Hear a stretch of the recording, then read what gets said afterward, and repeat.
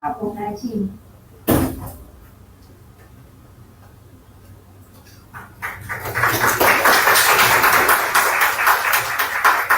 A Nadine é chefe do Departamento de Informações Institucionais da UFSCa, também faz parte da organização desse evento. E para fazer a nossa palestra inicial de hoje, que terá intitulada O papel da ouvidoria para a garantia cidadã através da qualificação da política pública e boas práticas de governança, convidamos o senhor Josivaldo Bispo da Conceição dos Anjos, ouvidor da Secretaria de Educação do Estado da Bahia.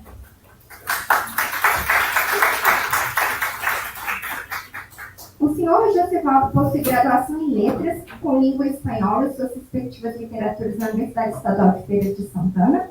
Ele é doutorando em Educação pela Universidade do Estado da Bahia, mestre em Estado, Governo e Políticas Públicas, com concentração na área de Gestão Estratégica de Políticas Públicas pela Faculdade Latino-Americana de Ciências Sociais, especialista em Gestão Pública pela Fundação Escola de Sociologia e Política de São Paulo, foi secretário de Agricultura e chefe de gabinete no município de Antônio Cardoso, foi, entre outros cargos, coordenador estadual de políticas públicas para a Juventude Rural pela Secretaria de Desenvolvimento Rural da Bahia, coordenador de políticas para a juventude em processos educacionais pela Secretaria de Educação.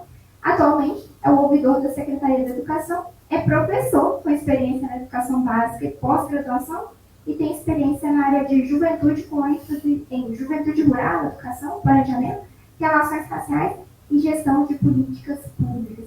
Seja muito bem-vindo, senhor Josivaldo, por favor.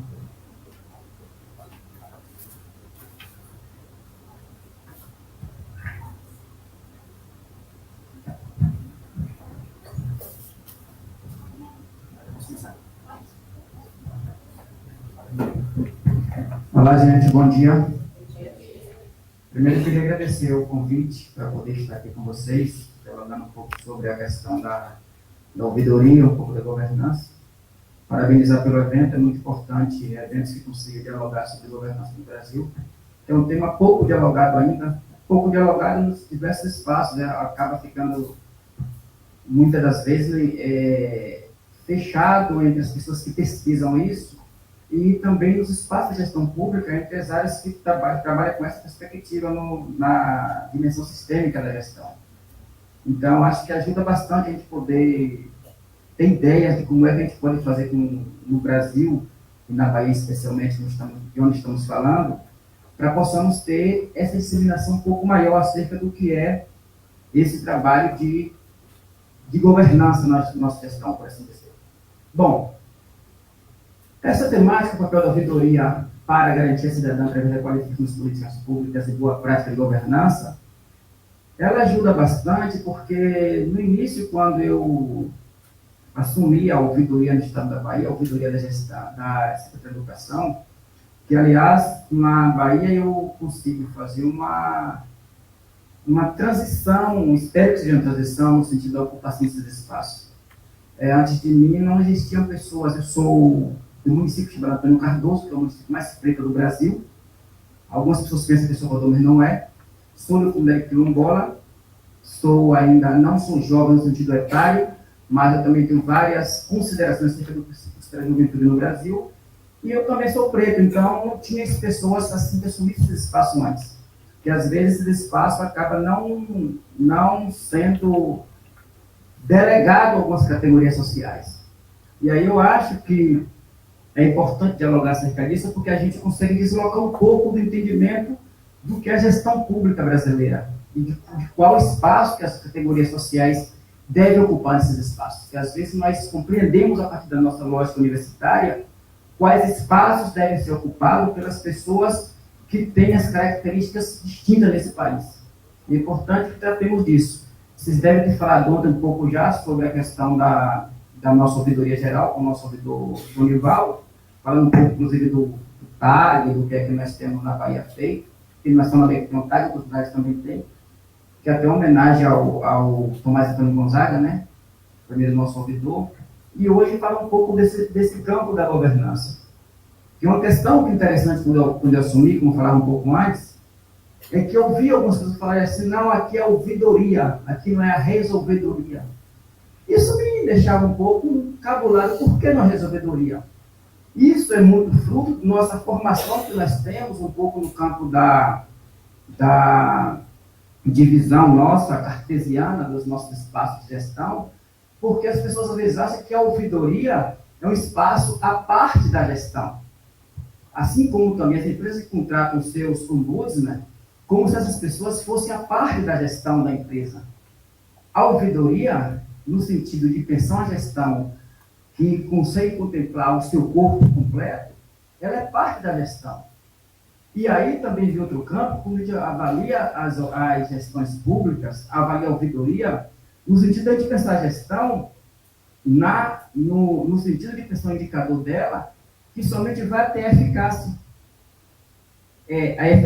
Avalia-se um pouco da sua eficiência, avalia um pouco da eficácia, e não chega na efetividade.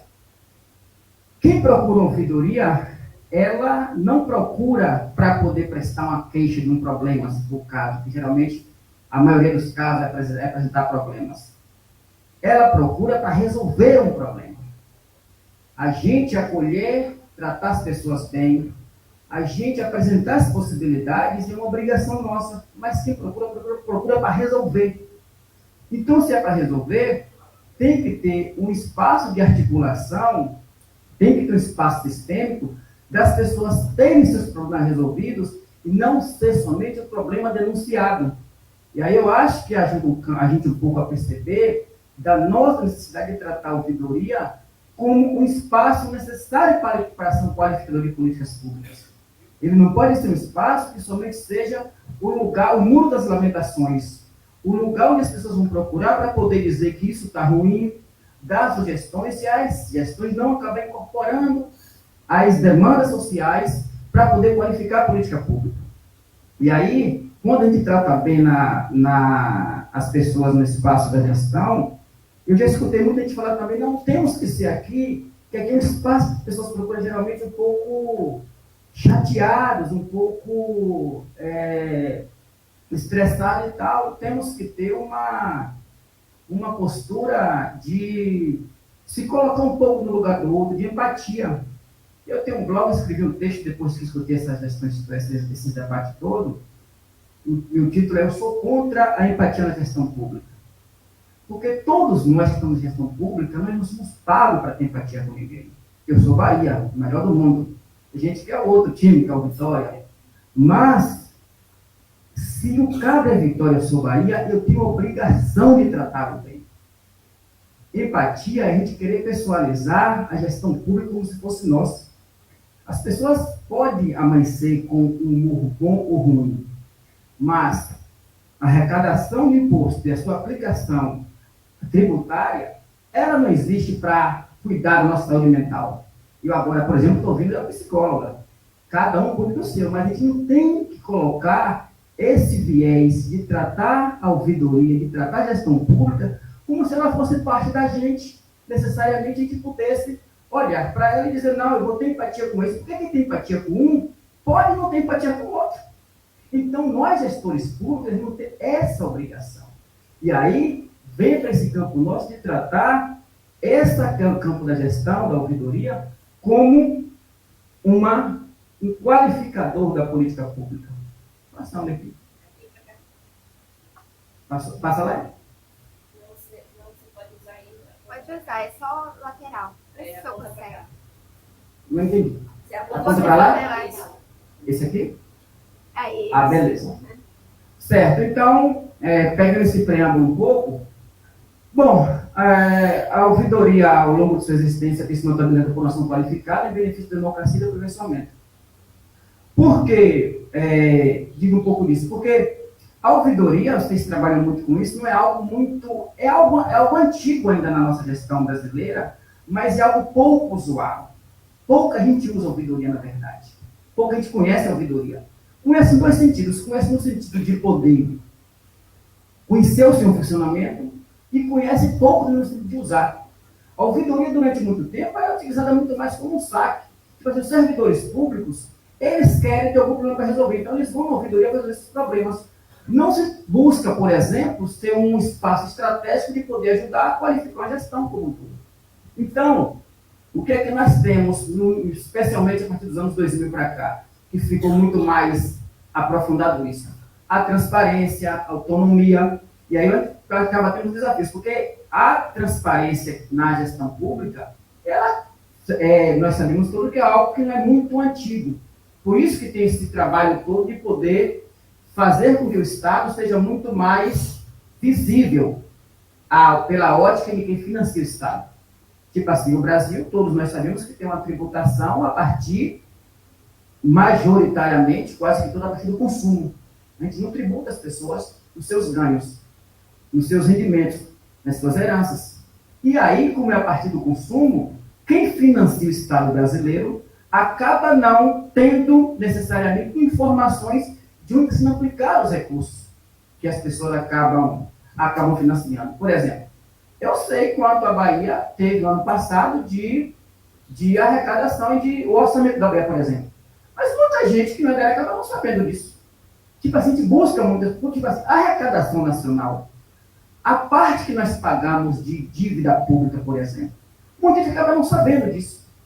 Acaba procurando algumas políticas públicas, queremos isso, tipo assim, a gente sabe que é 150 bilhões de reais que vai custar o bolso do ano que vem. Mas a gente não sabe ao todo, por exemplo, quantos trilhões são o nosso orçamento.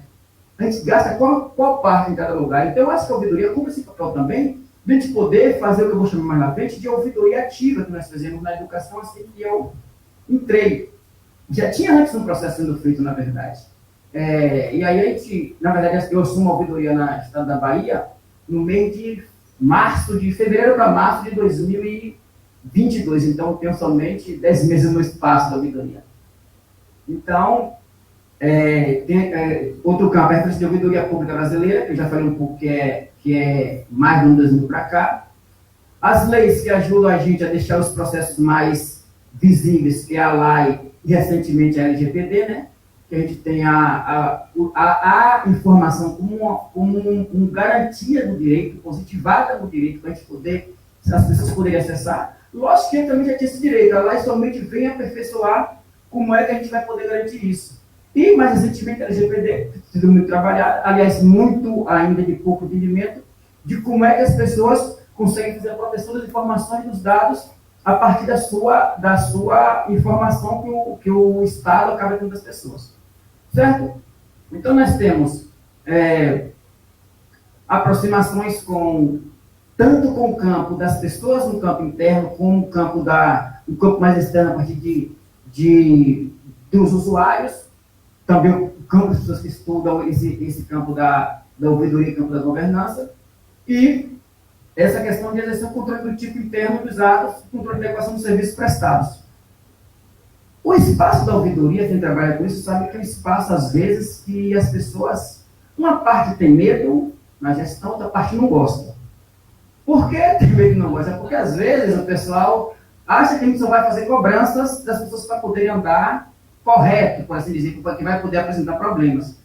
A gente que é gestor público, ou quem estuda ou pesquisa isso, deve saber o seguinte: fazer o correto na gestão pública é a nossa obrigação. Se alguém tem medo, é porque está atuando de forma errada.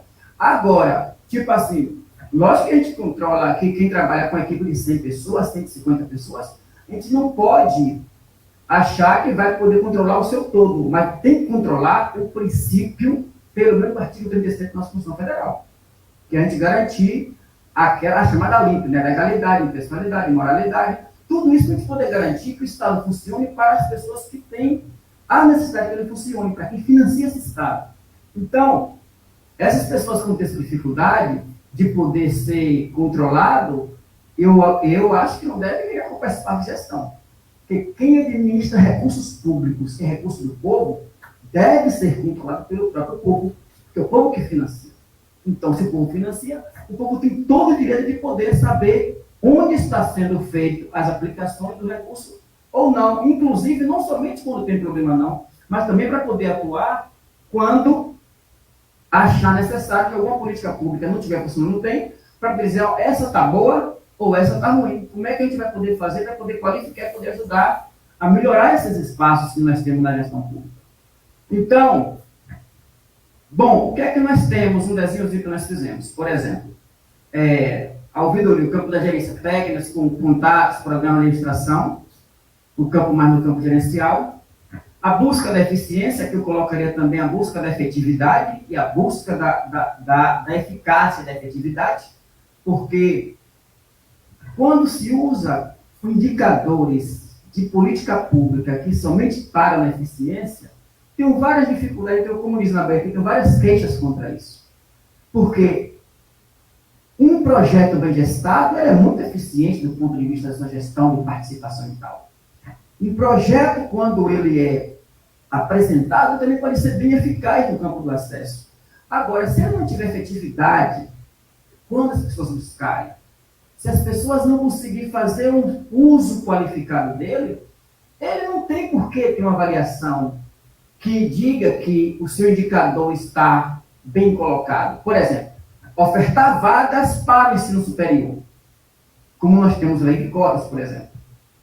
Que universidades baianas, por exemplo, algumas têm cotas no grupo específico. Ele foi bem elaborado, ele foi eficiente na elaboração, foi eficaz na oferta. Se ele não tem acesso, ele não tem efetividade. Política pública que não seja avaliada na sua efetividade é uma política pública que serve muito mais para a gente mostrar número para as pessoas do que para as pessoas acessarem e se sentir contempladas com aquilo. Então, eu colocaria esse campo aqui, muito nessa ideia de poder pensar o desenvolvimento focado muito mais no cidadão. E no campo da participação popular, do conhecimento, a gente fiscalizador e tudo mais, que a gente sabe no Brasil que quem mais financia o Estado, já falei anteriormente, não consegue fiscalizar o Estado. Porque, antes de qualquer coisa, não conhece o Estado. Não sabe as formas que nós temos de poder acessar. A gente vai em Câmara de Vereadores, por exemplo, que nós estamos em vereadores, o pessoal acaba não conseguindo acessar. PPA, LDO, LOA, são instrumentos que o povo não sabe que existe. Quando vai, muitos dizem que não vai dar, as pessoas não dão, as pessoas acabam não conseguindo ter esse acesso. E acaba indo naquele campo ali da negação da própria lei. Bom, que inclusive nós, a Constituição Federal, já diz que é possível também que tenhamos esse acesso. Bom, e aí a decisão do gestor, por exemplo, eu acho que qualquer gestor em qualquer lugar do mundo, ele deve ter a ouvidoria como indicador na tomada de decisão de políticas públicas. Decisão de fazer uma política pública para qualificar, mas também decisão de trocar o mocinho ou a mocinha que está ali à frente que não está fazendo o seu serviço corretamente. Porque fazer política pública é decidir quem vai entrar no orçamento, quem vai ser do orçamento. Não dá para ter política pública no campo da personalização, de gente poder entender que um gestor, seja lá qualquer, vai ter a autoridade de poder decidir o que vai funcionar e o que não vai funcionar. Mesmo porque a gente, todo mundo é passageiro nas gestões. No Estado brasileiro que nós temos, que tem a democracia representativa a partir das suas eleições, a gente deve passar e deixar o nosso legado no melhor sentido possível. E aí, quando eu falo isso também, eu falo muito no sentido de poder identificar o legado que eu digo, não é o legado que nós chamamos às vezes na academia, no campo da neutralidade axiológica. Não é esse legado que eu digo, é o legado que nós temos, no Brasil de Chá, por exemplo, um Estado que teve quase 400 anos de escravidão. O Estado que nós tivemos, até os anos 2000, depois dos anos 2000, o direito do homem em agredir uma mulher se tivesse a chamada defesa da honra. Então, é um Estado que, se não tivermos a coragem de enfrentar, a gente não vai conseguir resolver. Porque tratar o Estado como o chamado Estado herdado para o Estado necessário, tem que ter coragem na decisão. E a gente não vai ter uma tomada de coragem na decisão se a gente não tiver lado. Quem faz política pública tem lado. Quem faz política pública, se tomar posição de lado, ele assume o lado do vencedor. Eu tenho costumado dizer umas coisas que Paulo Freire disse, inclusive, o seguinte: uma escola que ela não se coloca como antirracista, eu digo escola no sentido amplo, gestão também escola, ela é racista. Uma escola que não é antimachista, ela é machista. Porque não tem não tem o lugar do meio de ficar. Porque a nossa sociedade ela é muito dinâmica. Se a gente não tratar na gente mesmo a desconstrução de alguns conhecimentos, que a gente chama hoje no campo da decolonialidade, a gente vai tratar isso como se isso fosse naturalizado. Como nós temos no mundo também o racismo científico. Isso é a ciência que comprovou. Como nós temos hoje um lugar de fazer ciência que é a cidade, por exemplo. A gente, por exemplo, eu sou roceiro, eu capinei muita terra, estoquei parte e tudo mais. A gente, quando faz farinha, por exemplo, a gente pega um veneno, que é a mandioca, que não sei se tem alguém que é aqui da roça, mas a gente pega os animais que comem mandioca, ficam doentes, bêbado e morrem, e faz se alimenta. A cidade nossa nunca tratou isso como ciência. Aí, quando eu pego isso por conta da política pública, os nossos financiamentos das nossas instituições de pesquisa, por exemplo, financia mais quais tipos de pesquisa? Então, o Estado que nós temos é um Estado em disputa constante. Qualquer espaço que nós assumamos, temos que compreender que ou temos um lado, ou temos outro lado. E na ouvidoria em si, é importante tratar disso, porque, às vezes, as reclamações que acabam não chegando até nós, diz também muito. Porque, se, por exemplo, eu fiz um trabalho neste ano com algumas escolas. Teve um programa nosso que nós tivemos 30 e poucos municípios que não teve nenhuma opinião. Só que o programa universal, todos os municípios tinham. No tempo, o secretário era Gerando Mena, que hoje é o nosso governador. Eu trabalho com ele desde 2014. Eu morava antes em Minas Gerais, lá no seu estado, trabalhei lá em BH. Ele trabalha em Brasília, porque ele veio para o PSTR, eu vim conhecer só dele para o Juventude Rural, depois fui para a SEC e fui ele também. Eu falei, ó, secretário, o que acontece? Onde nós temos 30 municípios sem nenhuma demanda na ouvidoria sobre esse programa, que é universal, o problema está no seguinte, é que as pessoas não sabem que tem nenhum canal que possa falar sobre o programa em si. Então, aí que a gente passou para poder dialogar sobre a ouvidoria ativa. Sai do campo da passividade, porque assim, ó, negar política pública é muito simples. É você fazer algo que as pessoas não sabem como acessa e você não criar canais de possibilidades de as pessoas acessarem esses espaços. Então, por exemplo, é como a gente vai fazer uma palestra, por exemplo, eu estou aqui hoje com vocês. Amanhã eu vou estar no Escola Freire de Santana. Depois de amanhã eu vou ter que entrar na Conquista com o médico Quilombola. Cada lugar, aí tem uns teóricos que tratam disso, por exemplo, Bourdieu trata disso,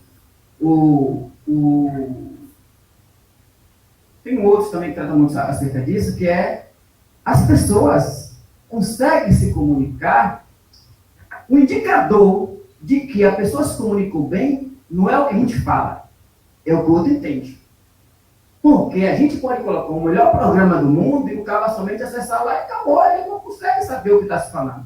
Então, o nosso indicador é o público e não é somente o que a gente faz. Aí eu vou novamente para o campo da avaliação da política pública a partir do indicador do resultado. O indicador é a efetividade. Não é o que a gente elaborou muito bem elaborado. Então, o que acontece? A Rede Estadual da Bahia, desde 2013, tem um programa chamado Ouvidoria da Escola, que é no sentido um pouco da gente qualificar as ações do governo do Estado da Bahia para isso. A Bahia, no ano passado, teve 61 bilhões de orçamento investido. Desses 8 bilhões foi na educação. 8 bi é muita coisa. E aí, acaba que os usuários da política pública, quem acessa a política pública, acabam não tendo acesso às informações. O que é que nós fizemos de 2013 para cá? Fomos dialogar com as escolas, dialogar com estudantes, dialogar com professores, com conselhos, dialogar com pais, com mães, com porteiros, porteiras, merendeiras e tal, para poder informar que existem os programas na gestão pública. Então, o que é que nós tivemos de fato? Depois eu mostro os dados. Denúncias, que está no topo de todo mundo, quem trabalha com vídeo sabe que denúncia toma quase 90%. Solicitações, sugestões, elogios, reclamação e tal, e acesso à informação, né? Que a gente foi dialogar um pouco acerca disso, de como é que esse pessoal tem direito a essa informação. Muita coisa acabou surgindo, né? Inclusive, teve diretores que foram denunciados, que foram perder o cargo e tal, Mesmo porque, gente, uma cultura nacional, quando eu falo de cultura, eu não quero simplificar e nem quero naturalizar o maltratamento. É uma cultura nacional de que as pessoas, ao assumir alguns cargos na gestão, sentem-se dono do espaço. A ideia do patrimonialismo nosso é muito em todo canto. Tem gente que assume escola e pensa que a escola é sua. E aí não quer aceitar nenhuma sugestão de estudantes. Por exemplo, eu tive dificuldade com a escola. Muita dificuldade com a escola. Eu estou aqui, eu agora estou no doutorado, né? Comecei a fazer na última saída, depois estou no grau médio agora. Eu passei 2 anos na terceira série, passei 3 anos na quinta série, repetindo. E aí, no segundo grau, quando eu estava no primeiro ano, minhas notas eram sempre 4 e 5. Fiz várias recuperações. Aliás, no meu segundo ano, eu fui reprovado, passei por subclasse. E passou 5 a 5. Por que isso acontece? Aí fiz vestibular. Quando fiz vestibular, tinha 55 alunos na sala. Só eu passei, os outros não passaram. Por que isso acontece? E por isso que também sou um avesso à reprovação que o Brasil faz. Se algum educador me mostrar que a reprovação tem resultados efetivos, eu vou passar a concordar com ele. O Brasil não consegue apontar isso. O que acontece com esse movimento que nós tivemos, quando eu falo de mim na escola? É que a escola nossa não é preparada para poder ouvir o diferente. O diferente é a contestação, por exemplo, de um estudante que discorda do conteúdo. O diferente é o porteiro que discorda do diretor. Uma merendeira que discorda da forma como o professor trabalha. A forma de tratamento interpessoal e intrapessoal. É isso que a escola, às vezes, não consegue dar conta. E por que isso? Porque nós escolhemos, estamentamos quem deve falar na sociedade.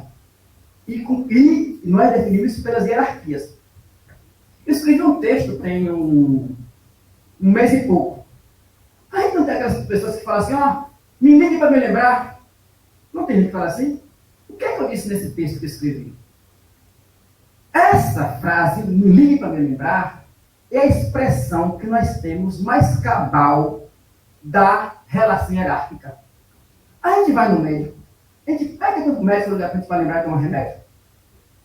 A gente pede para o juiz lembrar da gente no dia de tal dia para o fórum. A gente pede para a empresa ligar para a gente para lembrar a hora de embarcar. Com quem é que a gente faz isso? Com quem está hierarquicamente mais baixo. Ninguém faz isso com o de cima. Porque a gente foi educado no Brasil, com essa nossa academia, que às vezes desajuda muito, de que quem está acima deve mandar no que está abaixo. E a gente naturaliza isso demais, inclusive com nossas crianças. Tem uma escritora chamada Perrux que ela trata muito disso. É uma ideia que nós criamos, e se nós não nos educarmos no dia a dia, a gente não consegue tirar algumas entranhas que o poder acaba nos dando, nos possibilitando. Que pega quem quer, na verdade, né? Ou quem não consegue fazer um esforço de não ser. Então, esse campo que nós temos do ligue para me lembrar, manda mensagem, manda e-mail, não sei o que e tal, é o que acontece nas nossas escolas, no dia a dia, por exemplo, que não consegue tratar o campo da porosidade de poder ser um espaço de escuta. É um espaço mais de fala. E, às vezes, é só fala dentro do que aprendeu. A fala silencia um pouco, e não é a fala dialógica. Quantas vezes a gente chega no espaço para pedir uma informação simples na gestão? Numa prefeitura, numa secretaria e tal, e as pessoas deixam de passar uma manhã esperando a informação que é simples, que poderia ter em todo espaço. Então, quando a gente foi para as escolas, foi um pouco para poder fortalecer a democracia participativa, que nós temos várias democracias, né? Participativa, representativa, direta e tal, escuta qualificada dos movimentos sociais, sindicatos, associações e tudo mais que tem direito de saúde e ouvidoria, da sociedade civil organizada do cidadão para avaliação de serviços de imitação de políticas públicas. Uma dificuldade que nós temos grande é da avaliação da política pública. Nós, gestores, temos uma dificuldade enorme de poder ser avaliado como nas políticas públicas. A gente, às vezes, quer fazer, e quando for ser avaliado, ninguém quer conta. Especialmente em sala de aula. Qual é a dificuldade que um professor tem de ser avaliado? Enorme. A gente, quando vai fazer o campo de avaliação, é bom de falar tudo que os outros fazem. Agora, quando é para falar sobre nós, tem uma dificuldade enorme. Porque falar sobre nós requer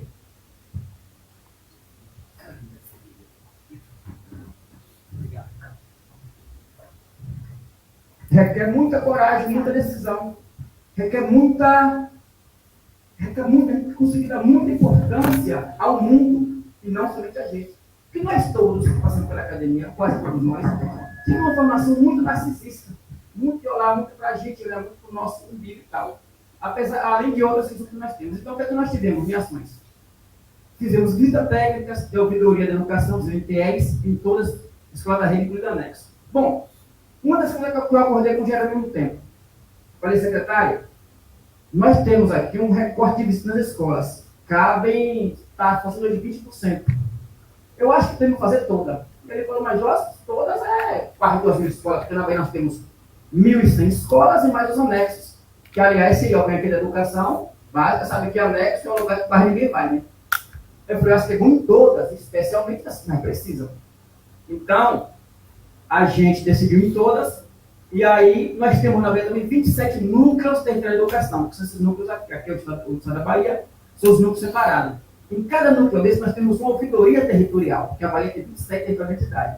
E aí, desde que cada território desse, cada núcleo desse, pudesse visitar as escolas. Teve território que não visitou nenhuma escola.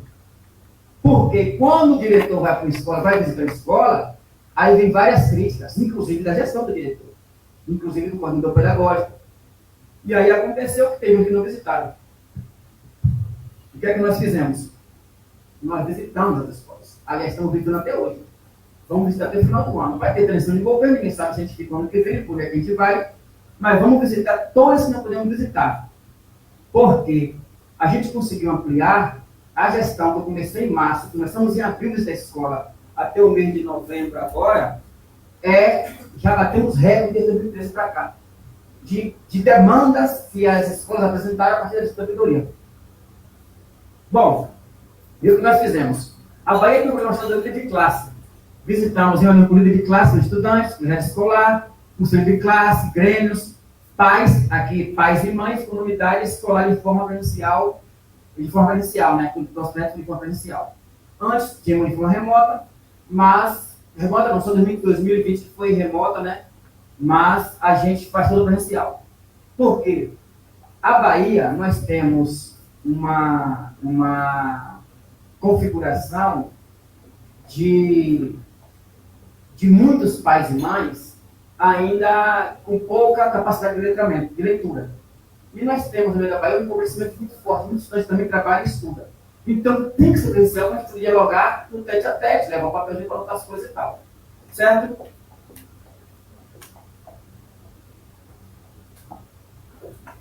Obrigado.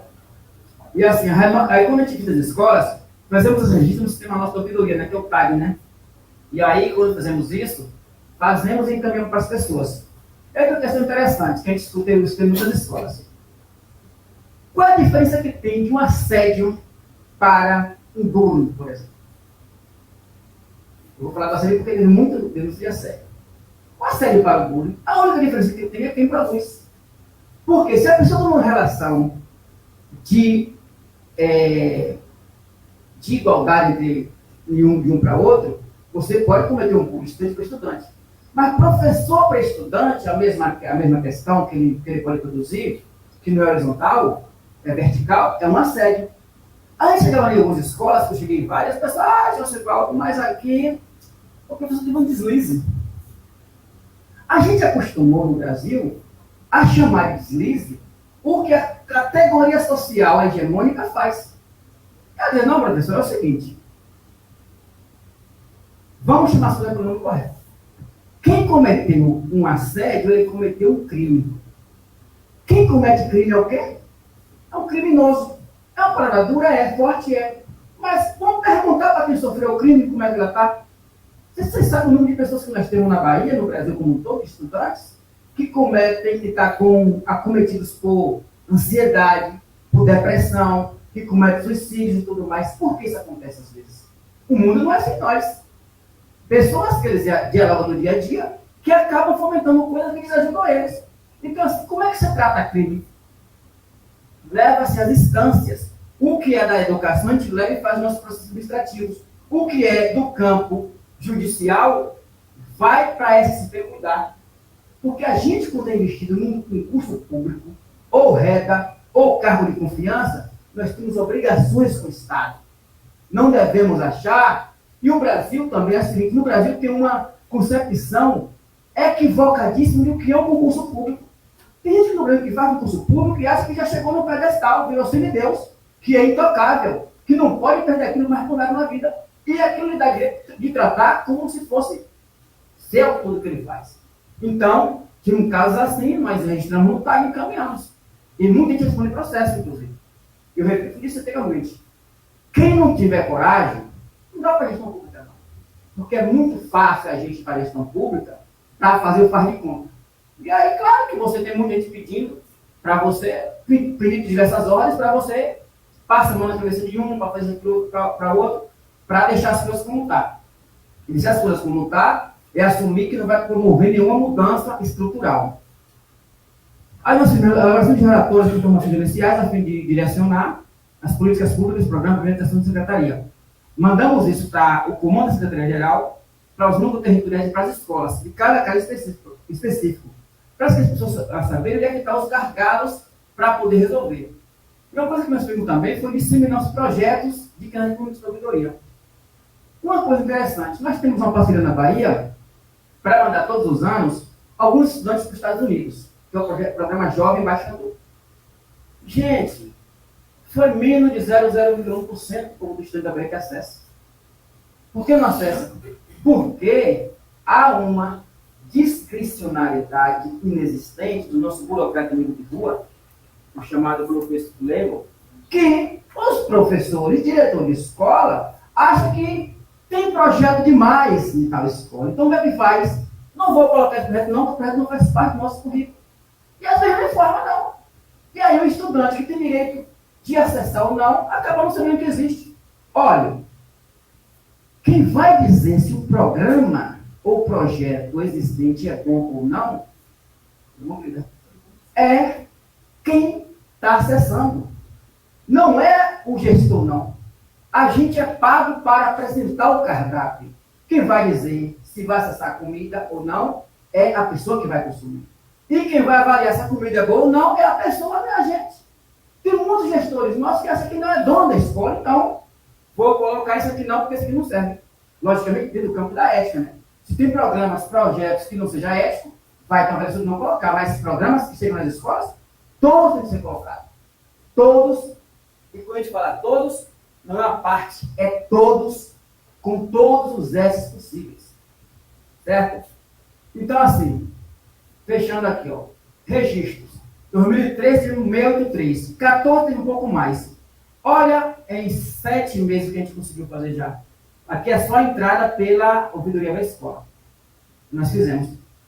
Quase, já superamos todos os dados até o final do ano. Vamos chegar mais ainda. Por que nós conseguimos fazer isso? É porque a decisão de poder escutar as pessoas, de poder informar, ajuda bastante. A gente gosta daquilo que a gente conhece. Aquilo que a gente não conhece, aquilo que a gente ignora, a gente nem sabe se... A gente pode dizer que não gosta, mas não sabe opinar. Então, quando o pessoal conheceu os nossos programas, projetos, ações, possibilidades, de saber que poderia, por exemplo, denunciar uma diretora, um diretor, ou sugerir um programa e tal, isso ajuda muito a ele poder denunciar, para a gente poder anunciar. Se a população denuncia, a nossa obrigação é anunciar o novo. Denunciou que estava ruim, o gestor público tem que anunciar o que é bom. Porque a gente pode ser o chamado, talvez, um funcionário mais qualificado da engrenagem. Porque os donos, a compreensão deve ser que sejam as pessoas que financiam esse Estado nosso. Certo? E é o seguinte, e no grau de fechamento, a ouvidoria nossa da educação. Aí nós temos na educação algumas ouvidorias que fazem parte do nosso sistema. Por exemplo, há uma concepção às vezes equivocada de achar que, por exemplo, O secretário de Educação da Bahia, ele é secretário da rede pública. Essa é a função dele. Mas ele é do sistema educacional da Bahia. Rede pública, privada, rede das pessoas que, tipo as EFAs, que estão no meio termo, de todo mundo. Então, o que acontece? Nós temos, inclusive, ouvidorias que não são diretamente, né, nos 27 núcleos. Nós temos 4 universidades. Eu, pessoalmente, visitei todas as 4 universidades. Para poder dialogar com as pessoas, como é que está o processo na universidade. E aí, porque às vezes chega também para a gente alguma demanda da universidade. Esse é o modelo lá com o pessoal, porque assim, são demandas diversas, diferentes. Mas geralmente, as demandas que tem na universidade é mais demanda do cunho de melhorar, mais questão interna da universidade, melhorar bandejão, bolsa, essas coisas mais desse campo. Agora surgiu também alguns casos de assédio na universidade. Afastamento de professores e tudo mais. E aí veio tirou algumas 4 leis para poder escutá-las melhor. Nós temos também nos DEB, nós temos uma ouvidoria, que é o DEB cuida aqui na Bahia da TVE e da Rádio Educadora. Nós temos também a ouvidoria no Instituto de Terceira, que é o IAT, que cuida da formação de professores. E temos a ouvidoria no Conselho Estadual de Educação da Bahia, que é o CE. Então, dialogamos com todas essas ouvidorias para poder também qualificar mais a nossa forma de atuação. Porque são espaços que muita gente já estava falando há muito tempo. Agora tem uma questão a ser resolvida, não só no nosso caso, mas em muitos lugares. É que a ouvidoria ainda é tão desacreditada em muitos setores da sociedade que o ouvidor ou ouvidora também faz outras tantas funções. E acaba não tendo tempo de poder se dedicar, inclusive a estudar. A gente, às vezes acha que o espaço, as pessoas aprendem só por osmose. Se não estudar, não vai conseguir ter uma inserção qualificada nos espaços de gestão. Então, nós fazemos também esse campo de uma exclusividade, inclusive para formar as pessoas que têm acesso ao espaço. Certo? Aqui estão os nossos canais, da ouvidoria das setoriais da educação, né? Que é o Instagram, o Facebook. Eu acho que ontem o Júnior vai falar para vocês sobre o WhatsApp já, né? Que nós vamos ter da Bahia. E aí o que é que nós fizemos? Fechando já aqui.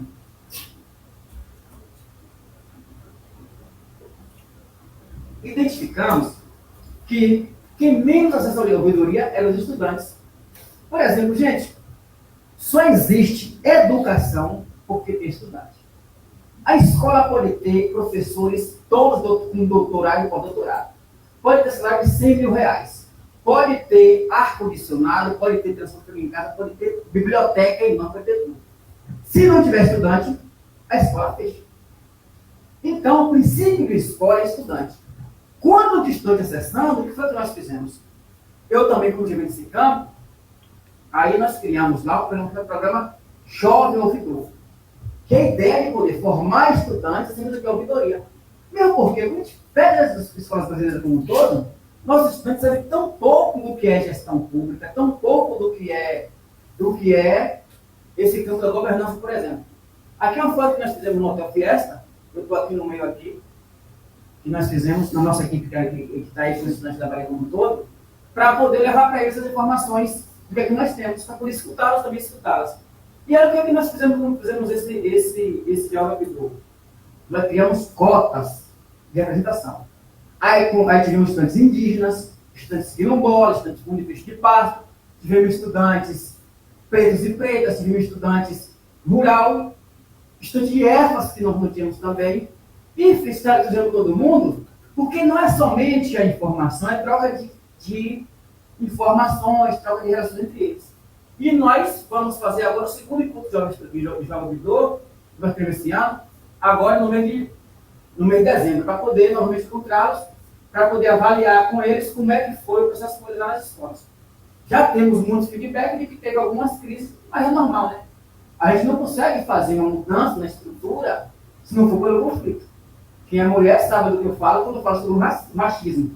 Quem é preto sabe quando eu falo sobre o racismo. Então, o conflito é a expressão melhor que nós temos da democracia.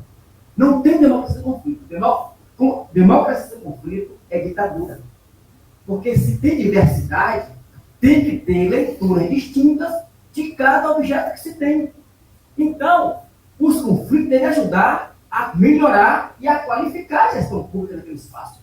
E não ser um vetor de afastar as pessoas. Então, os líderes territoriais entraram nesse processo, e aí nós fizemos informação de serviço para o pessoal, levantar sugestões, propostas para fortalecer e melhorar a nossa qualidade de educação. Porque, inclusive, eu tenho várias questões para a qualidade. Quem é do campo da gestão sabe que a palavra democracia, por exemplo, ela serve para tudo.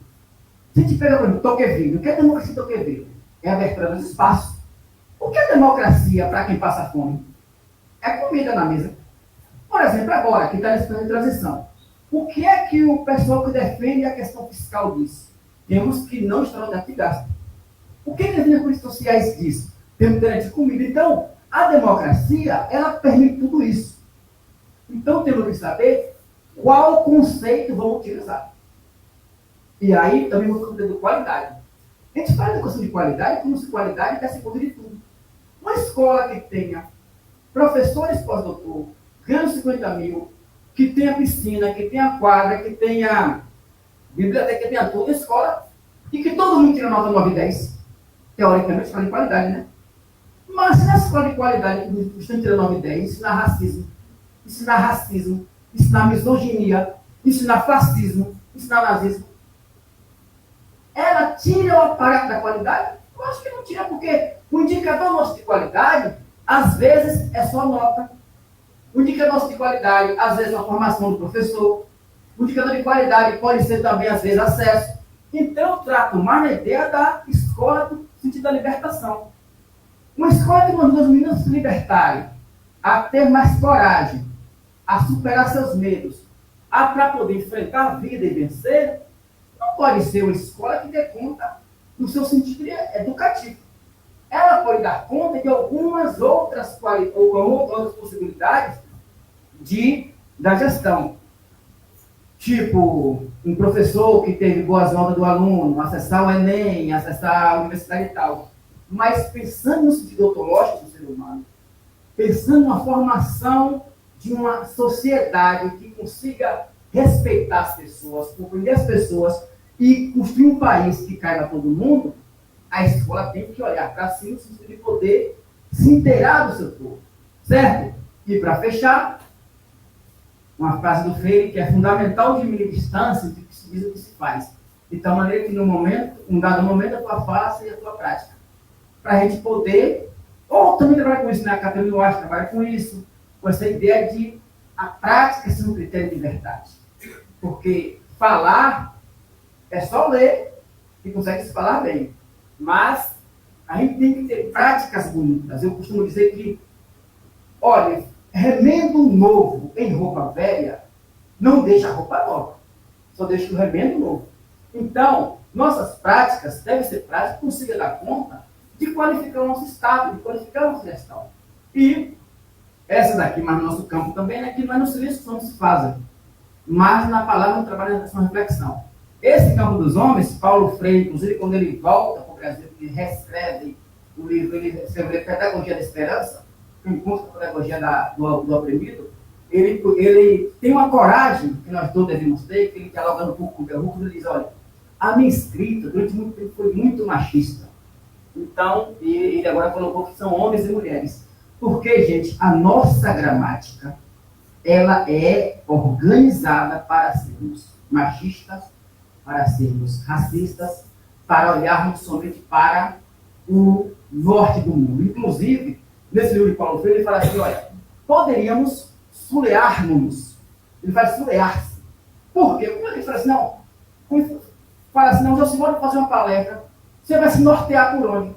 Por que se nortear? Porque nortear é olhar para o norte. Porque nós somos educados para olhar para o norte. Quem se norteia, norteia para a Europa. Todos nós nessa sala, ao escrever qualquer artigo, se citar 30 pessoas que pesquisou, tem pelo menos 20 que são da Europa. O que a gente gente foi educado para isso. Quando a gente se leasse, a gente também olhava para o lado de cá, né? O que a América Latina produz? O que nós produzimos no Brasil, na Bahia, no Nordeste, nos espaços que a gente achou que segue aquela ideia que Aristóteles disse, né, de uso e produção. O que a gente acha? Os de lá produzem as ideias, os de cá usam as ideias, os de lá produzem. Então, é um pouco de poder sulear um pouco nossa ação e nossa reflexão. Muito obrigado, muita luz para vocês, parabéns por isso.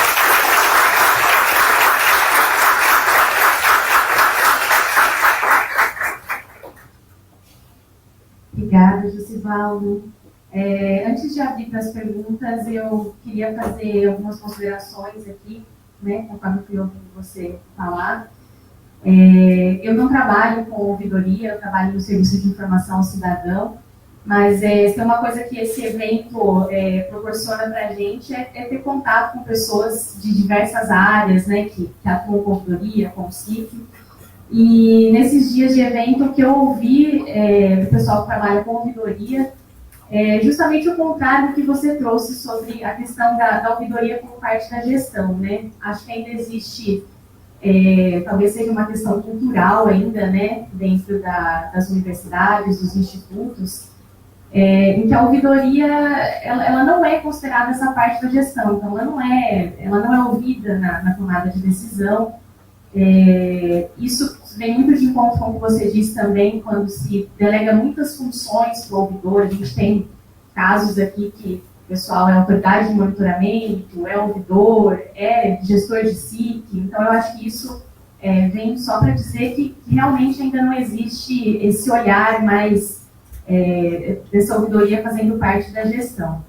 E aí eu acho que essa iniciativa que você apresentou para a gente, né, de levar a ouvidoria para as escolas, ela vem mesmo para quebrar essa coisa dessa coisa cultural de que a ouvidoria talvez não seja tão importante, né? E acho que fica aí a sugestão das pessoas que trabalham aqui nas universidades de pensar em iniciativas dessa mesma forma que foi apresentado para mostrar o quanto a ouvidoria é importante, o quanto ela tem que estar dentro da gestão, o quanto a gestão precisa da ouvidoria para trabalhar. Então, queria agradecer, né, pelas suas palavras. Foi uma palestra incrível. Com certeza a gente vai sair daqui com muitas novas ideias para aplicar no nosso trabalho. E agora quero abrir para as perguntas.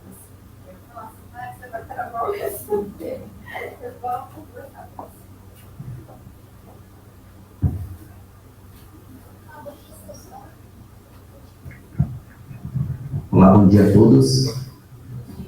Meu nome é Charles, né? Sou da Universidade Federal de Rondônia. A minha função dentro da ouvidoria, lá a gente trabalha, igual a colega ali, trabalha com sistema de informação, né? Mas acaba envolvido no processo de ouvidoria. E aí a colega chamou a atenção exatamente porque eu havia anotado aqui, né? Dentro do trabalho, aliás, professor, meus parabéns pela sua explanação, muito boa, muito assim, bem esclarecedora e faz uma reflexão, ela induz a reflexão aqui. A gente precisa, o senhor falou aí muito bem, inclusive mostrou os números da ação de levar a ouvidoria para o usuário, para que o usuário compreenda que ele tem um canal, que tem onde buscar informação ou se fazer entender, ou requerer o serviço e tomar prestação de contas daquilo que o Estado faz, daquilo que ele financia, né? E a ouvidoria, bem colocado também, com relação a ser um órgão de gestão. Eu tenho 28 anos de carreira, nos últimos 6 anos esse cargo de gestão na universidade que eu trabalho. Fui pró-reitor de gestão de pessoas por 5 anos, os últimos, né? Então vivia mais prestando serviço de informação lá do que fazendo gestão, vamos dizer assim. E hoje trabalho com ouvidoria, não sou ouvidor, mas trabalho na ouvidoria. E hoje eu tenho uma consciência simples. Nós precisamos, e eu acredito que dentro desse processo, deve ser todas as instituições, não só universidades e institutos, mas todas fazer uma consciência. Essa que foi feita, professor, na Bahia, nas instituições, para dentro delas, para conscientizar o que é mesmo a ouvidoria, onde é que ela está, qual é o papel dela, né? Conscientizar que as pessoas, a gestão superior, ela dá um destaque tão relevante quanto das demais unidades, secretarias, pró-reitorias e tudo mais. Porque o que acontece? Hoje me parece, salvo engano, e me parece mais que as ouvidorias foram botadas num lugar assim, e elas estão tomando conta do um local de polícia, de delegacia, né? O que tem de demanda lá, de acesso a assédio moral, assédio sexual, picuinhos, uns e outros, né? A requisição do serviço mesmo, não, né? E está tomando lugar da auditoria, tomando lugar da corregedoria. O governo federal já tem um mecanismo para isso, que é o próprio sistema de que tudo tem que entrar pela auditoria. Mesmo que alguém se dirija à corregedoria, à auditoria, você tem que voltar e retornar para entrar pela ouvidoria, acho até que é para constar números, né? Mas no final a gente tem um proveito. Então eu queria deixar isso assim para a gente pensar nisso, né, professor e colegas, que o nosso trabalho de conscientização para as gestões, dentro, interno, aqui, principalmente dizer qual é realmente o papel da ouvidoria dentro da gestão. Dar mais importância para isso, porque se eu conseguir fazer isso, esse trabalho para fora, para o cliente, para o usuário, e não aqui me preparar, o provável fracasso é evidente. Obrigado. Maria Luísa, a gente vai seguir como ontem, fazer 3 considerações? Acho que o Sivaldo pode ser 3 considerações e...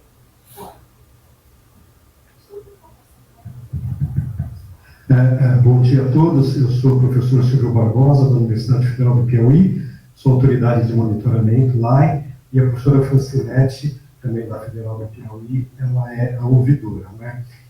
Nós ouvimos essa sua bela recomendação, né, de publicizarmos mais o nosso setor, a nossa atividade, e a gente ficou arrepiado de pensar nessa possibilidade, porque o trabalho é monumental para nós dois, nós temos sala de aula, eu ainda tenho um cargo de direção da rádio universitária, faço tudo a parte burocrática, a gente não tem secretário. Então, assim, o nosso trabalho é colossal, a gente não quer que mais gente saiba que nós estamos ali à disposição, né? Porque já é infernal, a gente não dá conta, a gente está pagando um incêndio por dia, e a CGU lá, escuta, cadê a resposta? E a gente batalhando. E assim, eu virei, já até aproveitando que a gente está numa biblioteca, né? Eu virei um bibliotecário. A última demanda lá que eu respondi ontem, o rapaz estava me perguntando onde conseguiria o livro tal para o concurso que ele vai prestar, porque ele não está achando o livro. Entrei no sistema da biblioteca da UF e achei em 2 campi. No campo de Picos, que se ele estiver no sertão ele vai para Picos, se ele estiver no centro-norte ele vai para Teresina. Quer dizer, uma coisa básica que ele poderia fazer. Meu Deus, o cara está precisando de concurso público e não sabe onde localizar um livro para estudar, né? Então, é isso. A gente está fazendo isso todo dia. Nosso SIC está enlouquecendo de trabalho colossal, uma coisa que um estagiário de 18 anos poderia pesquisar para a gente, né? Para facilitar, acelerar nosso trabalho. E nós somos sozinhos aí nessa história, né?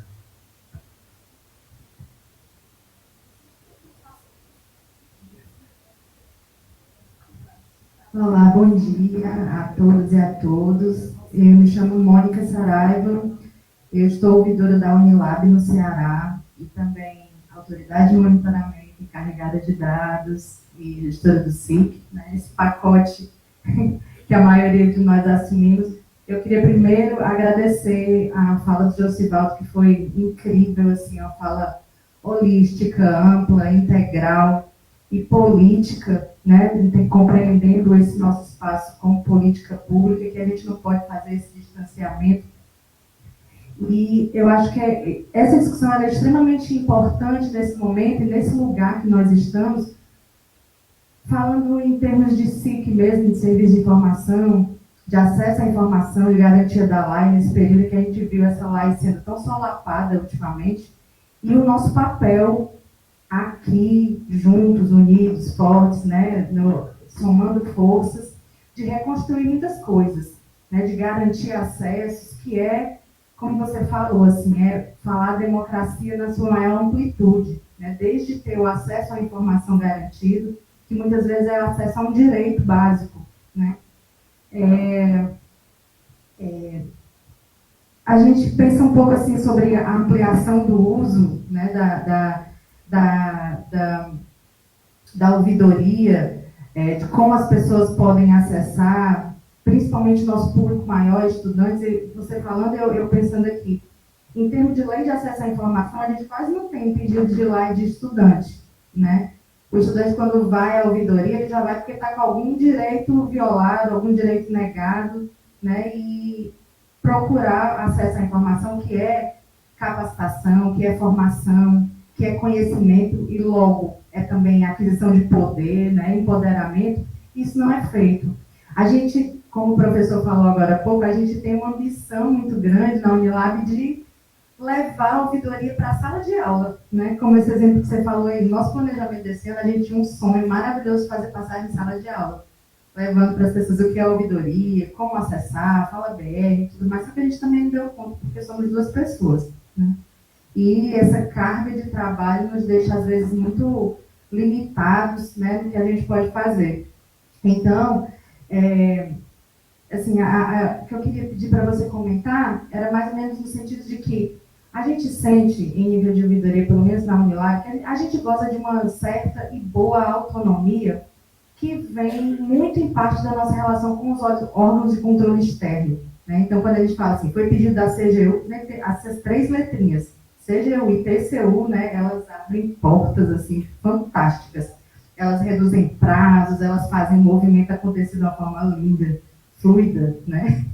Mas, para além disso, é preciso que a gente estabeleça um respeito e uma aderência desse fluxo, desse cotidiano de ouvidoria nas instituições, independente de ser porque o TCU disse ou porque a CGU disse, mas porque a ouvidoria faz parte da instituição, né? Porque a gente até tem um movimento bacana lá na Unilab, que a gente reúne mensalmente os organismos de controle e integridade com a reitoria. A gente tem uma reunião mensal, né, para falar, e aí cada unidade leva os seus temas, as suas demandas e tudo, mas a gente precisa colocar isso num lugar muito sério da execução da política, utilizar os resultados de ouvidoria no cotidiano da universidade. A gente trabalha uma coisinha lá chamada recomendações de ouvidoria, que a gente utiliza tanto as lives quanto os pedidos de acesso, aliás, as manifestações de ouvidoria. Depois das respostas, a gente elabora recomendações para os setores terem um retorno daquilo, né? Porque ele vai, responde e depois morre. E a gente elabora que dá trabalho pra caramba, porque você tem que fundamentar legislação, história, para poder dizer, olha, sua política, sua execução pode ser melhor porque um usuário falou isso, né? Então, assim, a gente vê isso como fantástico. É difícil de fazer, às vezes é irreal, tem uma lista lá para ser produzida que a gente aguarda o tempo para fazer. Então, era mais para falar dessa relação do gestor maior, né, da alta administração com a ouvidoria, como esse cotidiano, a ouvidoria ela pode ser, de fato, ter essa relação mais fluida mesmo com a administração, ser parte da gestão e não só aquela representação, né, de órgãos de controle externo. Bom. 3, né? Vou lá aqui bem rápido. Na verdade, eu vou pegar pela última. Professora Mônica, a senhora está coberta de razão, senhor fala. Eu acho que, por exemplo, a gente, no Brasil, a nossa educação ela é organizada a partir do medo, na verdade, né? A gente é educado para ter atuação a partir dos nossos medos. Então, o que acontece? Nota, por exemplo, reprovação. E a gente, às vezes, na própria casa, a gente acaba educando nossos filhos assim. A gente acaba achando que não, às vezes acha que não, mas leva para a própria gestão essas nossas formações menores, desde mais novos. Acontece que as pessoas na gestão, em vez de poder atuar no sentido, a senhora falou da CGU e TCU, abre portas de fato, porque assim, a pessoa faz a gestão, em vez de ser uma gestão propositiva, é uma gestão reativa. Tipo assim, deixa de fazer tudo para fazer quando é cobrado. E por conta disso, é que a gente às vezes acaba deixando de qualificar a gestão para poder responder processos. Tem espaços na gestão que poderia nem sequer existir, se existisse uma organização no sentido de fluxo de informação. E aí, quando eu falo de fluxo de informação, professor Silvio, você falou duas coisas que eu acho que são bem verdadeiras, de fato. Olha, aqui nós temos na Bahia o SAC, outros lugares têm outros nomes, por exemplo. A ouvidoria, quando ela foi pensada, ela cumpre muita função de SAC, às vezes. SAC, que é para pegar informações comuns e tal, e no caso desse rapaz aqui, não vai preguiçoso mesmo, né? Não pode dar nome bonito para coisa feia, não. Porque, às vezes, se o cara entra no espaço, ele vai saber que é. Então, o que acontece? Você tendo um serviço de informação qualificada, você ajuda também a poder diminuir as demandas da ouvidoria. Demandas da ouvidoria, grande parte não são de ouvidoria. Grande parte das ouvidorias são mais demandas administrativas, são demandas da própria gestão e tal, que acaba não conseguindo dar conta. E aí tem uma questão interessante na ouvidoria, que muita gente acaba não sabendo, e assim, é culpa também do rapaz, do seu hábito da preguiça. Mas também as nossas instituições acabam informando que a ouvidoria é um órgão de segunda instância. Não é para qualquer dúvida para a ouvidoria. Se qualquer governo dizer não, qualquer dúvida para a ouvidoria, está equivocado. Aqui na Bahia, nós fizemos isso com um programa, porque era um tempo da pandemia. Nós temos um corpo de pessoas que trabalham com isso. Mas foi algo sobre aquele momento. Não dá para a gente tratar a segunda instância como se fosse primeira instância. Primeira instância, procura esse órgão. Se o cara quer pegar um livro, ele vai aonde? Para a biblioteca. Só vai na ouvidoria se tiver problemas de acesso ao livro. Não outro tipo de problema. Certo? E aí, quando Charles também trouxe a questão lá de Rondônia, o que acontece, professor? Quando a não integração da ouvidoria na gestão, ela é tão equivocada que é só a gente olhar as coisas simples. Se eu tenho uma empresa, eu contrato um ombudsman. Eu contrato um ombudsman para quê? Em última instância, para vender mais. Porque eu sou empresário, eu quero ganhar mais dinheiro. Se eu sou gestor público, eu tenho ouvidoria. É para que ouvidoria? Qualificar a prestação de serviço. Quando eu pego essa ouvidoria, que coloco ela de lado e não escuto o que ela diz, o que vem de lá para cá, ela não existir, é a mesma coisa que existir. Se ela não existir. O que acontece? Acaba tendo, às vezes, por uma obrigação da lei. Tem lugares que tem ouvidoria porque é obrigado pela lei, porque senão nem tem sequer teria. Porque qualquer gestor, que ele só ele pensar, se eu tenho ouvidoria para poder ajudar a qualificar a minha ação aqui. Então, essa seria uma função que seria muito tranquila se os nossos gestores conseguissem entender. Agora, eu acho que vamos precisar ter muita formação acerca disso. Porque muitos dos nossos gestores também, gestores que eu falo é gestor doutor, pós-doutor e tudo mais, com experiência larga, de poder entender o que é ouvidoria. E para muita gente é só um órgão controlador, é tipo assim, senhor gestor, nas suas falas, é uma delegacia de polícia. E as pessoas geralmente respondem porque tem medo da punição. Eu lembrei muito dessa fala do livro do Foucault, né, o vigiar e punir. As pessoas, se assistir vigiada, se achar que vai ser punida, lógico que ele pega no outro âmbito, as pessoas começam a responder pelo medo, não pela sua ação proativa, que deveria ser a nossa ação primordial na ouvidoria. Só pedindo para o senhor atender também mais um pouquinho a colega do fundo, que dica que o senhor daria para melhorar essas relações ouvidoria e gestão? O que o senhor praticou lá que funcionou? Bom, uma das coisas que teve lá foi uma determinação de gestão. Aí o secretário, que Jerônimo, que foi governador, ele tomou a decisão. Quando gestor, porque assim, a nossa formação ela é muito ruim no sentido de entender a ouvidoria. Aí tem assuntos que o gestor tem que tomar. Se o gestor tomar aquilo de posição, a gente consegue ter um respeito dentro dos demais, inclusive, para poder atuar. Esse é um campo. Um outro campo, que a gente conseguiu fazer da ouvidoria deixar de ser passiva e ser ativa. De informar para as pessoas que é ouvidoria, que é o SAC, inclusive. Porque, assim, quando a gente for dialogar com os núcleos territoriais quando a gente foi dialogar com mais escolas em si, tinha ouvidores nos núcleos que não sabiam utilizar o TAG, por exemplo, no sistema. Porque eram demandas que chegavam poucos e era demanda que o pessoal passava por cima, às vezes. E aí é importante, eu acho que uma coisa é a determinação do gestor, outra coisa é a formação, mas essa formação vai ter embaixo da formação dos nossos, inclusive. Eu garanto para qualquer pessoa que pode ir para esse Brasilzão nosso aí, que vai achar muitos secretários que não sabem por ouvidoria, não. Que não sabem como a ouvidoria pode qualificar a sua gestão. Então, acho que a determinação de formar por esses quadros na ouvidoria, criar canais, como a gente aqui, o WhatsApp, por exemplo, como é importantíssimo, disseminar isso ao máximo. Nós conseguimos produzir, quando nós entramos, 10 mil cartilhas dessas daí que vocês têm aqui na frente, que a ouvidoria estadual fez, produzimos materiais também da própria educação, para podermos ter informação das pessoas. Porque às vezes é muito falta de informação e falta de formação para poder criar comportamento. Porque só a formação não resolve, não. Porque se tiver só a formação e não tiver uma determinação na gestão de poder cobrar esses comportamentos, não tem recapitulação possível, porque é muito mais simples também. Tá certo.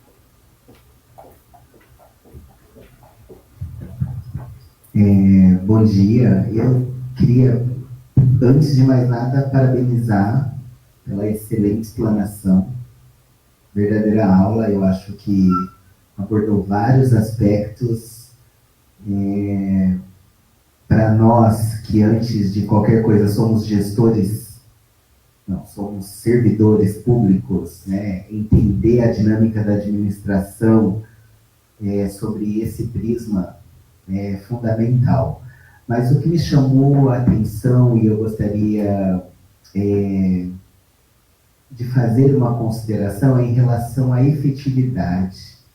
E eu acho que a efetividade é aquilo que a gente deixa de lado e que não deveria, né? E esse seu alerta é fundamental.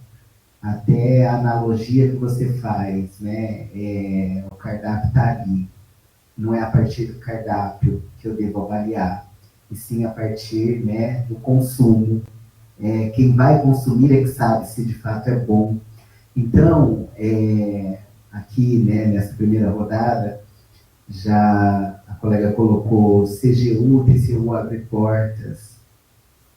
É isso, né? Por que não legitimar o usuário, o cidadão, aquele que de fato tem condições de dizer se é efetivo ou não, né? Então, eu acho que, independente de onde a gente esteja, se numa ouvidoria, num serviço de informações, estando na administração pública, não perder de vista aquilo que é, de fato, o nosso objetivo principal, né, o foco. E gostei muito dessa última iniciativa que você denominou de o jovem ouvidor, porque essa é a forma que a gente tem de transformar. A gente precisa ser a mudança que a gente pretende. Então, o que é ouvidoria? Por que a ouvidoria não tem ainda esse conhecimento? Porque ela também não se fez conhecer. Mas eu não tenho recurso, eu faço um trabalho colossal, eu entendo perfeitamente isso tudo, eu sou uma equipe, mas se eu não der um passo, eu não saio do lugar, né? Então, pegar esses jovens que são acadêmicos, que a gente chama de discente, tentar trabalhar com eles o que é esse canal. Esse canal não é para ser usado, por exemplo, para saber onde está um livro, porque eu vou prestar um concurso, né? É um preguiçoso, é fato, né? E se eu falo para ele onde está o livro, ele vai continuar usando, né? Então, também a questão da consciência, e isso não é crítica, tá, gente? Isso é só bate-papo mesmo, porque eu acho que é um grande aprendizado coletivo, e esse encontro tem essa finalidade. Então, eu não tenho nem pergunta. Na verdade, é parabenizar e dizer o quanto que isso, né, me toca de forma tão profunda, e eu gostei demais. Parabéns.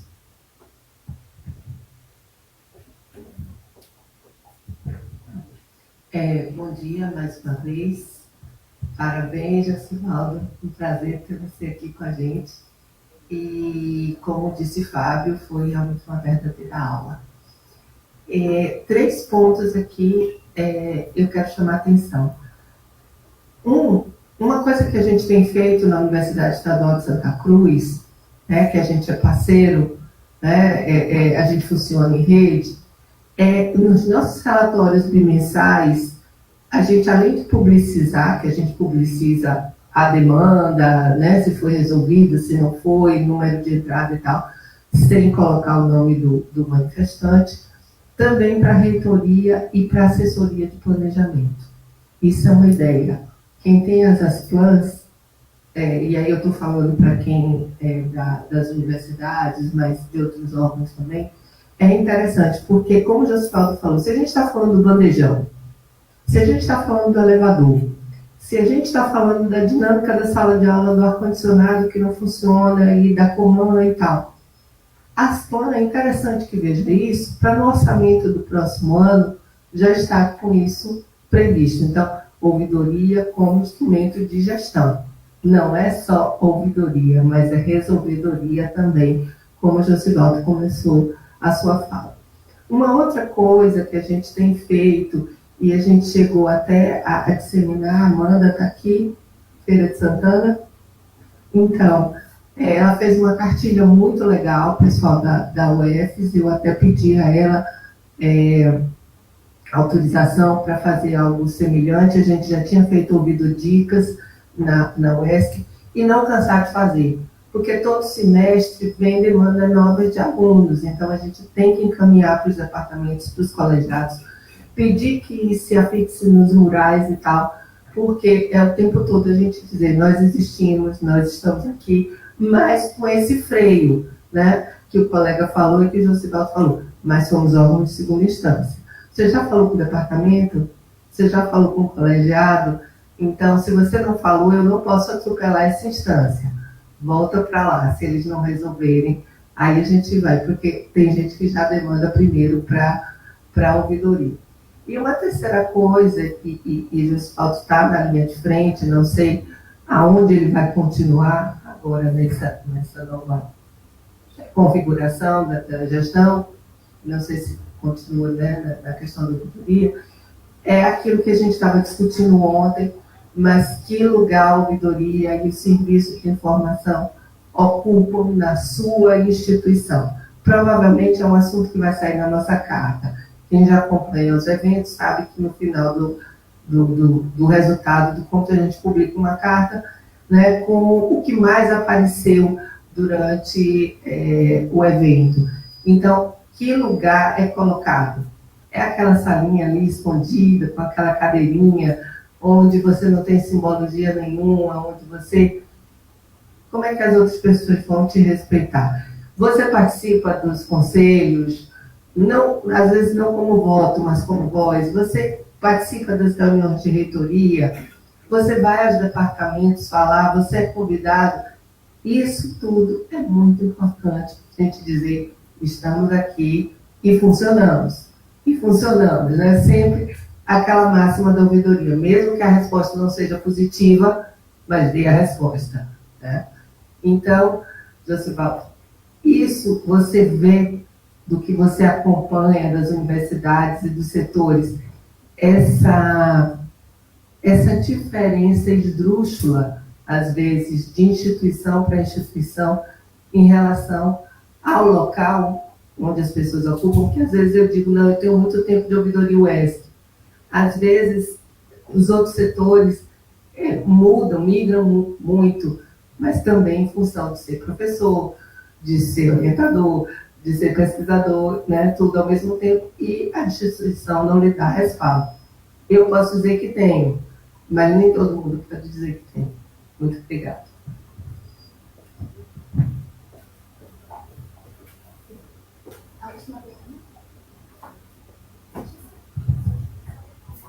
Bom dia, eu sou Mariana Santana, da Secretaria de Justiça e Direitos Humanos e Desenvolvimento Social do Estado da Bahia, colega do Josivaldo, né, Jussi, tudo bem? Eu sou ouvidora da Superintendência de Apoio e Defesa dos Direitos Humanos e estou aqui para falar sobre os encaminhamentos, coisa uma questão bem prática mesmo, das denúncias de transfobia, que é o que a gente recebe muito ali na coordenação de LGBTQIA+, né? E um pouco do que os colegas já aqui falaram, né, eu queria saber um pouco mais como conversar aqui com você, né, quais são as providências, né, o que a gente tem feito dentro da âmbito institucional tem sido articular, né, junto com a Secretaria de Segurança Pública, Secretaria de Educação, mas realmente eu volto aqui com colegas sobre a efetividade, né? Claro que, ao fim e ao cabo, é a resposta que interessa, né? A sociedade civil, mas acho que todos nós aqui que somos ouvidores já se deparou com algum questionamento sobre a efetividade, né? A qualidade do serviço que está sendo prestado à sociedade, né? Então, na prática, o que eu quero saber são em relação às denúncias de transfobia, que é o que a gente mais recebe na minha ouvidoria. É isso.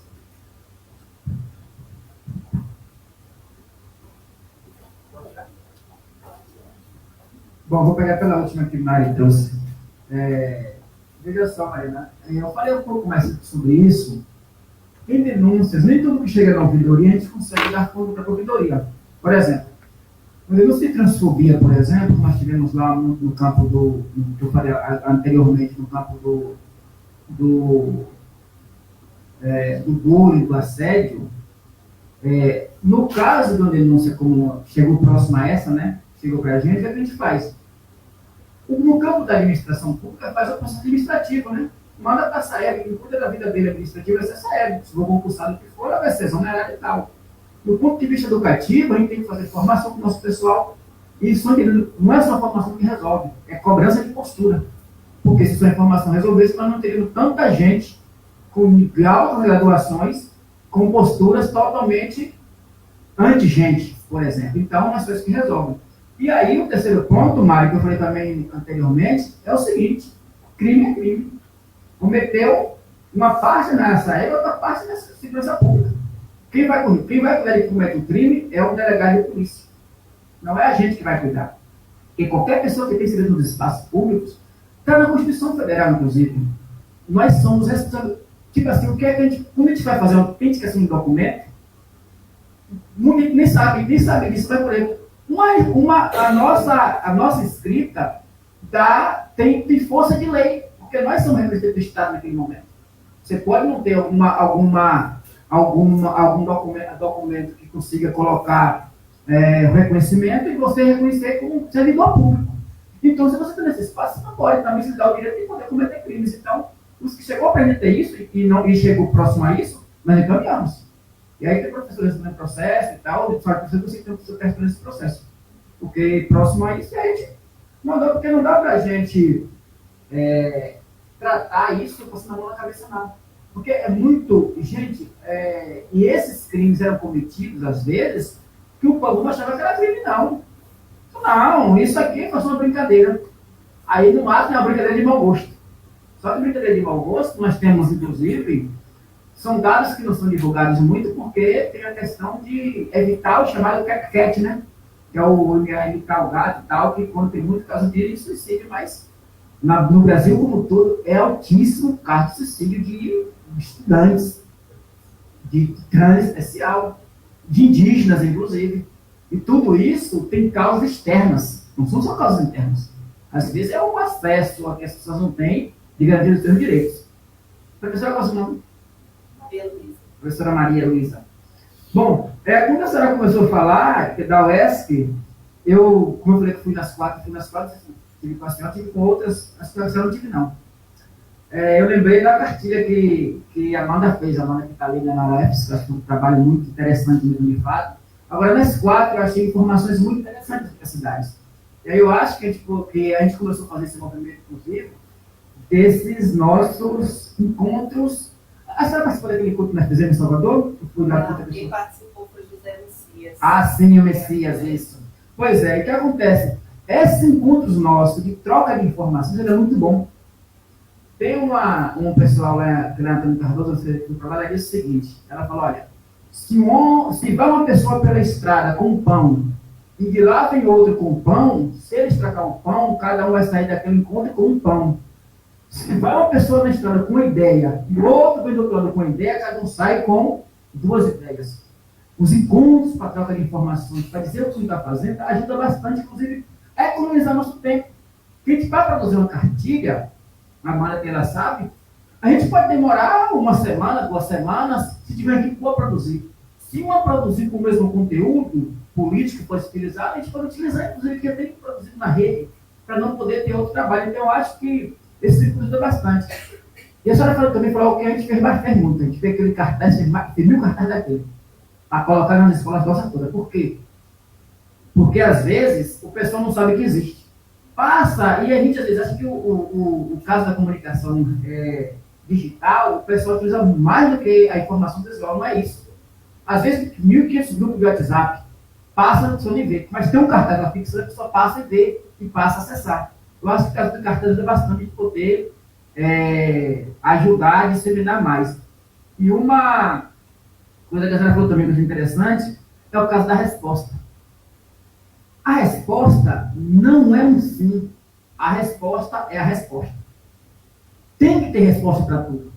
Tem que ter resposta cordial para tudo, mas não adianta, a gente não pode ficar segurando o processo da resposta. E quando alguém não dá resposta, nos setores maiores, a gente notifica. Temos que notificar, porque se não notificar, a gente é conivente. Quem é conivente com a pessoa que comete um crime, ela também está sendo co-participante. Porque quando a gente nega uma política pública, a gente pode estar também negando para a pessoa o direito de ter qualidade de vida, de acessar o que é seu, de fato. Então, a gente tem que notificar essas pessoas e poder encaminhar as coisas mesmo, sem dificuldade, sem choradeira. Porque, assim, as pessoas que estão investindo nesses espaços, repetindo isso, devem saber do que é que está se tratando. E, Fábio, para terminar, o caso da efetividade, Fábio, eu trabalho indicador de política pública, por exemplo, eu tenho várias queixas ao indicador que eu utilizo para tratar do IDEB. O IDEB, quem trabalha com educação não pode achar que o IDEB é um indicador de política pública que merece toda a nossa consideração e respeito, no sentido de pensar um país diverso como é o Brasil. E aí, logicamente, eu como gestor, eu estou sobre isso, eu vou atuar para chegar a ele, mas é um indicador na conta do todo, por exemplo. Eu trabalho muito com a ideia de indicadores, tipo assim, a gente pode construir indicadores que ele consiga maquiar tudo. Indicador é construção humana. A gente pode construir diversos tipos de indicadores. E aí o indicador que a gente constrói, a gente pode dizer, não, pode pegar um tipo de amostra, pode pegar um tipo de lugar, pode pegar um tipo de método, mas dizer, não, o indicador até eu conseguir alcançar. Ou não. Eu tenho um livro do Martin Januzzi, Paulo Martin Januzzi, que trabalha com os indicadores, que a gente percebe muito como é que a gente consegue maquiar qualquer tipo de governo a partir de indicadores. Eu acho que é importante indicador de efetividade de fato. Política pública que não tem indicador de efetividade, eu acho que é indicador só para, vocês já falaram antes, só para responder o que o gestor quer. Para dizer, não, a minha gestão está muito bonita e tal, e tal, e tal. Só que é, como a gente fala no popular, jogar isso para debaixo do tapete. Porque tem que ir na raiz do problema. Uma coisa que eu achei muito legal que com o trabalho com o Jânio, que ele falava o seguinte, ó, quando começar qualquer conversa que fica lá mais a punição adversativa, não começa não, o não já tem. Porque qualquer pessoa que assume o Estado brasileiro, qualquer espaço da nossa gestão, sabe que o não já se tem para diversas áreas nossas. Por exemplo, a gente sabe que o não já tem com os estudantes universitários de acessar as informações. A gente sabe que o não já tem os nossos alunos da rede pública, da educação básica. Os não já tem com os professores. Porque muitos dos nossos, eu estimo que mais de 90%, não sabem o que é ouvidoria para que serve para que funciona. Não sabe. Acha que é somente um lugar, tipo assim, a delegacia de polícia mesmo, que é onde vai poder prestar queixa para o pessoal encaminhar alguma coisa. E quando chega, treme tudo. Então, eu acho que é isso. Agora, tem uma coisa do não, você falou do não, Fábio, achei interessante. No seguinte, eu escrevi um artigo outro dia, que o título é O Não é a Palavra Poderosa. Só diz não a pessoa poderosa. Quem não tem poder não diz não para ninguém. Olha, não queria, mas... Aí, que a comissão administrativa, ela diz o que disse na oração da subordinada. A conjunção diz, então é o seguinte, não é a palavra poderosa. Agora, tem que dizer não. Tipo assim, se uma pessoa pede, professor, se eu falou anteriormente a questão da informação da biblioteca, não é para dar informação, não. Esse não é o setor, para publicar o setor. Porque senão o não educa. A gente não pode ser muito simples, o não educa e as pessoas também a poder ter outras posturas. Porque quando o coleguinha dele perguntar, ele vai falar, não, fulano, já procurei a ouvidoria, tal lugar que pode se ver isso. Então, a partir disso aí, a gente consegue ajudar bastante a poder qualificar a gestão. Tanto pelo sim, quanto pelo não.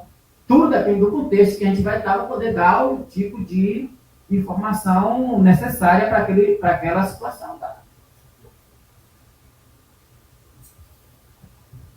Acho que acabou as perguntas, né? Só queria, agora falando de indicadores, eu trabalho com isso, trabalho na Secretaria de Planejamento na UFSCar, e realmente é um assunto bem difícil. A gente tem o PDI, o Plano de Desenvolvimento Institucional, e é sempre uma luta encontrar indicadores que realmente traduzam os objetivos da universidade sem ser uma coisa tendenciosa. Então, é bem complicado mesmo esse caso. Então, acho que eu vou passar para você fazer as considerações finais, já que, né, nós não temos mais perguntas. Tá certo. Bom, gente, eu, para terminar, queria, de fato, agradecer pelo convite. Eu acho que é um espaço necessário que a gente consegue dialogar sobre esses campos da gestão, da informação, do acesso, uma comunicação no sentido mais amplo da palavra que possa ser. E eu desejo bastante que a gente consiga levar para cada nossos espaços esses momentos de diálogo. Porque todo mundo que está nessa sala sabe que esse campo de atuação é um campo quase que na gestão pública invisibilizado, que é o campo da cobrança, que é o campo das pessoas acharem que a gente está fiscalizando, que é o lugar da punição e tal, e deve ocupar outro espaço, na verdade. Que a gente consiga, eu acho que a gente pode lutar, batalhar bastante, que a gente consiga colocar isso na ordem do dia da gestão pública. Porque a gente pode evitar bastante dificuldade na gestão de a gente conseguir escutar e ler os processos que chegam nas nossas ouvidorias, que chegam nas nossas críticas e tal. E, como eu disse antes, quem não estiver disposto a ouvir críticas, a ouvir sugestão, a ouvir orientação, não dá para a gestão pública. Porque a gestão privada, que depende menos da gente, começou a contratar há um tempo já os ombudsman, gente que é para fazer avaliação de uma peça de roupa, de um carro, do que foi, e falar mal onde é que está o problema. E são gestões privadas. Como é que a gestão pública não quer aceitar que as pessoas nos pautem e nos procurem para poder orientar a gente a como é que a gente pode qualificar nossa política pública? Então, queria parabenizar vocês de fato e dizer que a gente fica sempre à disposição para poder fazer outro diálogo e que a gente consiga levar essas possibilidades para outros campos desse nosso Brasil grande. Um abraço forte.